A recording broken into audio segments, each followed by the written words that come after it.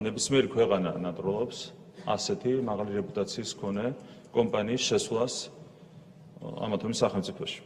როდესაც Eagle Hills-ი, MR Eagle Hills-ის ერთი კომპანია, როგორც მოგეხსენებათ, ერთი ოპერირებს დუბაიში, მეორე აბუ-დაბიში, თავის არსით ეს არის ერთადერთი კომპანია. MR ჯგუფი და Eagle Hills-ი თითქოს და ერთი კომპანია. საერთოდ არანაირი კავშირი არ აქვს, გარდა იმისა, რომ ორივე კომპანიას ერთი და იგივე დირექტორი ყავს, მოჰამად ალაბარი.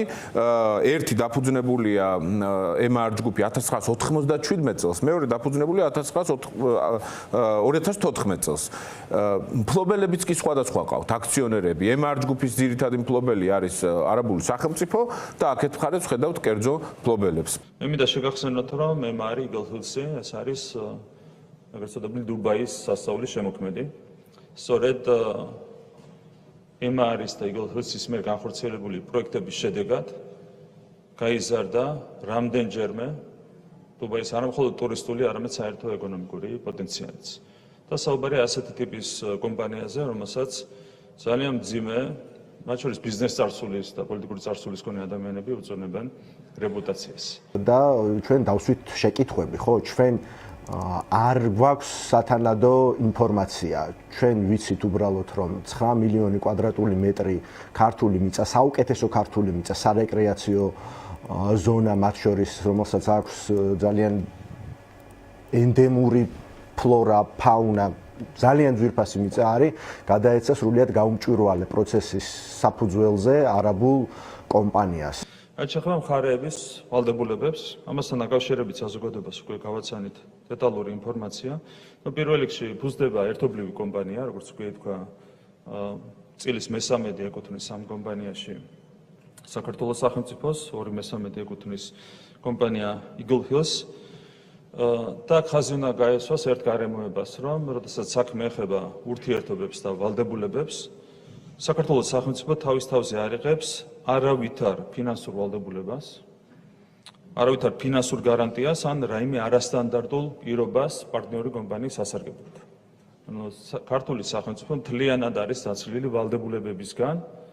ჩვენ შევდივართ მიწის ნაკვეთებით ამ პროექტში და სახელმწიფოს არ აქვს არავითარი ვალდებულება, არავითარი გარანტიის ვალდებულება მათ შორის პარტნიორი კომპანიის მიმართ. რაც ძალიან მნიშვნელოვანია ბუნებრივია იმისათვის, რომ მთლიანად ხელშეკრულების შინაარსზე შევიქმნათ საერთო წარმოდგენა. ახლა ინვესტორის ვალდებულებას, ინვესტორი იღებს ვალდებულებას სრულად უზრუნველყოს პროექტის დაფინანსება და განახორციელოს პროექტის მენეჯმენტი. ანუ ვალდებულებები მთლიანად არის პარტნიორი კომპანიის მხარეს. მნიშვნელოვანი არის ის რეზონანსი, რომელიც მოხდა საზოგადოებაში, საზოგადოების სხვადასხვა ჯგუფებში, სხვადასხვა პოლიტიკური გემოვნების ადამიანებისთვის, ეკლესიისთვისაც მათ შორის, იმიტომ რომ აქ არსებობს რეალური საფრთხეები, დემოგრაფიული საფრთხე, გარემოს დაცვითი პარამეტრების დაცვა რამდენად იქნება შესაძლებელი, ჩვენ არაფერი არ ვიცით. აქვე უნდა ითქვას ის, რომ გასაიდუმლოებულია მხოლოდ ნიუანსები ამ ხელშეკრულების რეალურად დეტალები, რაც შეეხება ამ ხელშეკრულების ძირითად არსს და ყველა ძირითად პუნქტს. რეალურად ყველა ძირითადი პუნქტის შესახებ საზოგადოებას ჩვენ გავაცანით დეტალური ინფორმაცია. რა თქმა უნდა კომპანიასთან შეთანხმებით. რეალურად ყველაფერთან დაკავშირებით, რაც შეეხება ხელშეკრულების ძირითად თემებს, საზოგადოებას აქვს უკვე სრული ინფორმაცია. საზოგადოებამ სრულად იცის, ვინ არიან ხელშეკრულების მხარეები. არის ორი მხარე. რამდენია სახელმწიფოს წილი ერთობლივ კომპანიაში. მიწის რომელ ნაკვეთებზე არის გათვალისწინებული პროექტის განხორციელება. რამდენია პროექტის ფარგლებში ასაშენებელი ფართების მოცულობა. რამდენია კომპანიის მიერ დაგეგმილი მოგება, რა წვლილს შეიტანს პროექტი საქართველოს ეკონომიკაში, რა თანხა შევა ბიუჯეტში პროექტის განხორციელების შედეგად, გადასახადების თუ დივიდენდის სახით. რამდენი დროებითი თუ მუდმივი სამუშაო ადგილი შეიქმნება პროექტის განხორციელების შედეგად. ეს ყველა დეტალი არის საზოგადოებისთვის ცნობილი და ამასთან დაკავშირებით ჩვენ გამომდინარე მაღალი საზოგადოებრივი ინტერესიდან გავაცანით სრული ინფორმაცია საზოგადოებას. ჩვენ არ ვიცით არანაირი პირობის შესახებ, მათ შორის არც ფინანსური ნაწილის შესახებ.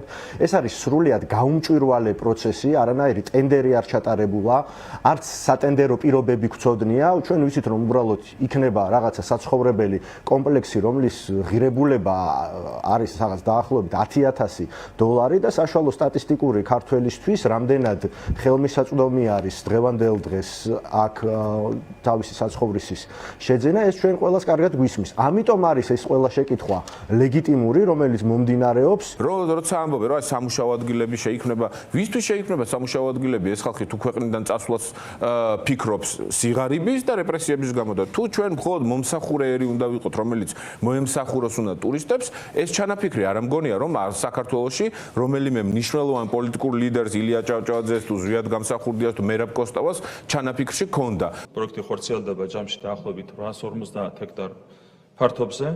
აქედან წანისის ტერიტორია დაახლოებით 600 ჰექტარი ფართობი და რაც შეეხება გონიოს ტერიტორიას, ეს არის დაახლოებით 250 ჰექტარი ფართობის ტერიტორია.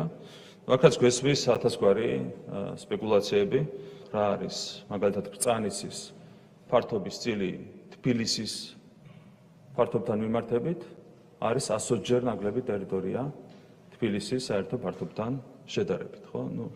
რა თქმა უნდა, სპეკულაციებს ჩვენ თავიდან უნდა მოვერიდოთ სპეკულაციებს და ყველას მოვუწოდებ, მათ შორის ჩვენს ოპონენტებს, რომ ასეთი მარტივი იაფასიანი სპეკულაციებით მოეცდებიან რაც არასწორი აღქმების შექმნა მიწისნაკვეთებთან დაკავშირებით.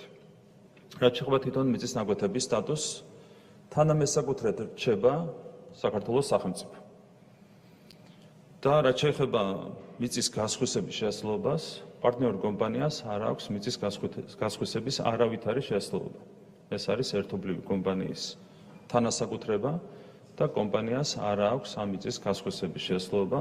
ერთადერთი დანიშნულებით შეიძლება იყოს გამოყენებული ეს მიწა, ეს არის ამ კონკრეტული დეველოპერული პროექტის განხორციელება. ეს არის გარანტირებული ხელშეკრულებით, რომელიც არის დადებული სახელმწიფოსა და კომპანია Gill Hills შორის. ორივე ნაკვეთი არის არასასოფლო სამეურნეო დანიშნულების მიწა, რომელსაც მშენებლობის დასრულების შემდეგ ავტონომიური დატვირთვა ბუნებრივია აღარ იქნება და ეს მიწა იქნება დამაგრებული შესაბამის შენობა ნაგებობებზე. ანუ ცალკე მიწას ავტონომიური დატვირთვა ბუნებრივია არ იქნება, იმიტომ რომ ეს არის კიდევ ერთხელ არასასოფლო სამეურნეო დანიშნულების მიწა. ანუ მარტივად რომ შევაჯამოთ, ერთ-ერთი მესიჯია ამ პროექტის ოპონენტების ის, რომ ქართული მიწა იყიდება უცხოელებზე.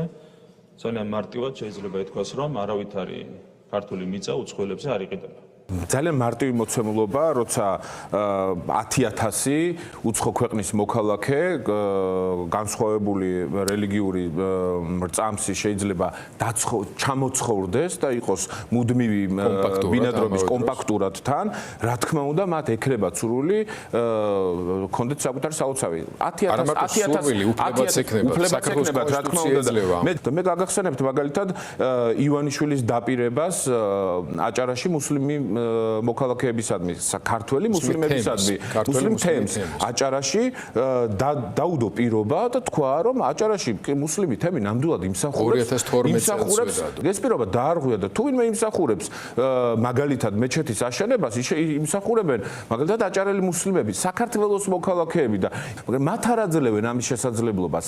ქართული ოცნება და ივანიშვილი და ამ დროს ჩნდება კითხვის ნიშანი, რომ თუ კომპაქტურად უნდა დასახდეს 10,000 არაბეთის მოქალაქე, იქ რატომ არ გაჩნდება ამის სურვილი და რა პირობა დევს, რა შეთანხმება დევს ამასთან დაკავშირებით. ერთ-ერთი ასეთი თეორიული საკითხი წამოჭრა ერთ-ერთი პარტიის წარმომადგენელმა, მან ეჭვ გამოთქვა, რომ მეჩეთების აშენება არის გათვალისწინებული ამ ხელშეკრულებით.